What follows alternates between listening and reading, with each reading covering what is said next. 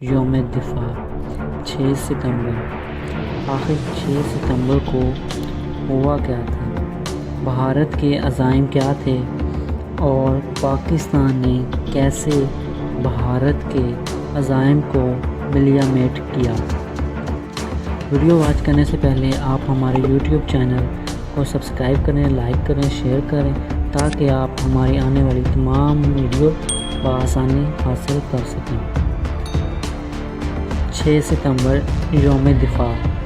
6 ستمبر 1965 ہماری عسکری تاریخ کا انتہائی اہم ترین دن ہے۔ یہ دن ہمیں جنگ ستمبر کے ان دنوں کی یاد دلاتا ہے جب پاکستان کے مسلح افواج اور پوری قوم نے بھارتی جارحیت کے خلاف اپنی آزادی اور قومی وقار کا دفاع کیا تھا۔ اس دن بہادر پاکستانی شہریوں نے اپنے مسلح افواج کے ساتھ یکجہتی کی بے مثال مظاہرہ کیا۔ یہ جنگ پاکستان مسلح افواج کے وہ مشترکہ جدوجہد تھی جو آنے والی نسلوں کے لیے مشعل راہ کا کام کرتی رہے گی۔ 6 ستمبر 1965 کی صبح بھارت اچانک پاکستان پر حملہ آور ہوا۔ اس کا ارادہ تھا کہ وہ صبح کا ناشتہ لاہور کے جم خانے میں کرے گا۔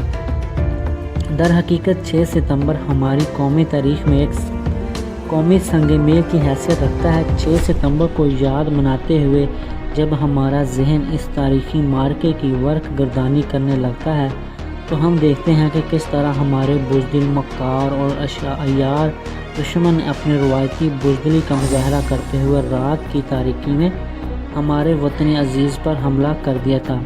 ہماری بیدار اور زندہ قوم نے اس موقع پر قومی یکجہتی کا بے مثال مظاہرہ کر کے دشمن کے ناپاک عزائم کو خاک میں ملا دیا۔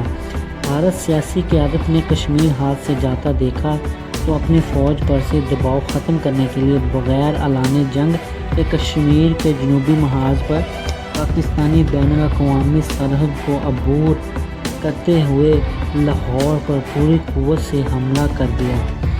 بھارتی منصوبے میں صبح کا ناشتہ لاہور میں آ کر کرنا تھا اور جم خانے کلب میں شراب پینا شامل تھا۔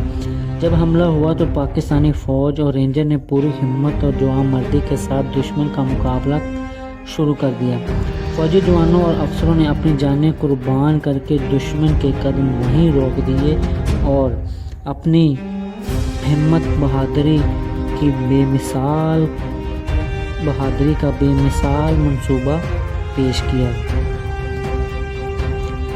جو حال ہی میں جی ٹی روڈ لاہور کی طرف مارچ کرتے ہوئے باٹا پور کے سامنے ہندوستانی 15 ڈویژن کا ہوا، وہ تاریخ کا حصہ ہے۔ پاکستانی ایئر فورس نے فوری طور پر ایکشن کرتے ہوئے دشمن کی گاڑیوں اور سپاہ پر حملہ کیا تو وہ جی ٹی روڈ پر اپنی لاشیں اور سٹارٹ گاڑیاں چھوڑ کر بھاگ گئے۔ ہر طرف تباہ شدہ گاڑیاں اور سکریپ نظر آ رہا تھا۔ پاک فضائیہ نے اتنا شدید حملہ کیا تھا کہ ان کو سڑک چھوڑ کر کسی پناہ تک پہنچنے کا راستہ نہیں مل رہا تھا۔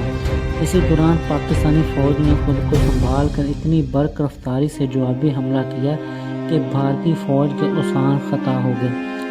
لاہور کے معرکے میں ہی برقی کے اہم مقام پر ہندوستانی فوج نے دباؤ ڈال کر وہاں سے نہر پار کرنے کی کوشش کی تھی، لیکن میجر عزیز بھٹی نشان حیدر کی کمپنی نے انہیں بارود کے شعلوں میں گھیر لیا۔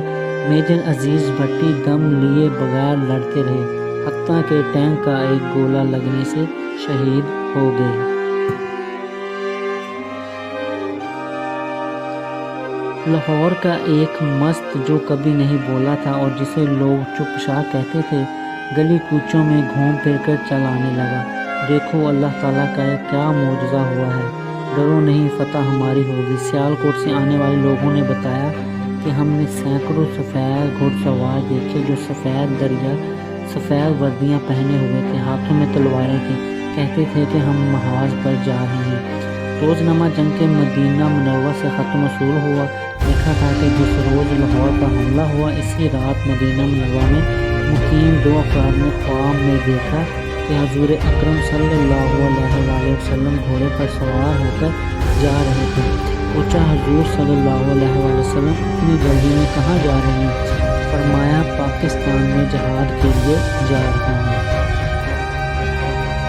وقار النساء کالج کی پرنسپل کے بھائی نے جو PIF پشاور میں ملازم تھا بتایا کہ بھارت نے پٹرول کے ٹینک میں بم گرایا اور حیرت کی بات تھی کہ ان میں سے کوئی نہیں چلا۔ سیالکوٹ پر حملہ کرنے والے بھارتی فوج محاذ کو خالی دیکھ کر خود بخود رک گئی۔ جب سیالکوٹ پر بھارت نے حملہ کیا تو میدان جنگ بالکل خالی تھا، کوئی پاکستانی فوج وہاں پر نہیں تھی۔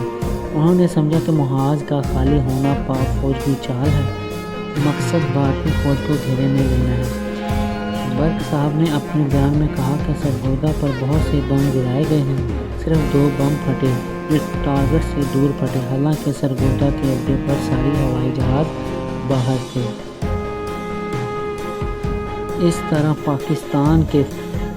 پاکستان کے بہادر نوجوانوں نے 6 ستمبر کو بھارت کے ساتھ ڈٹ کر مقابلہ کیا اور ان کے عزائم میں ان کو نستے نابود کیا اور پاکستان کا سر سے بلند کیا۔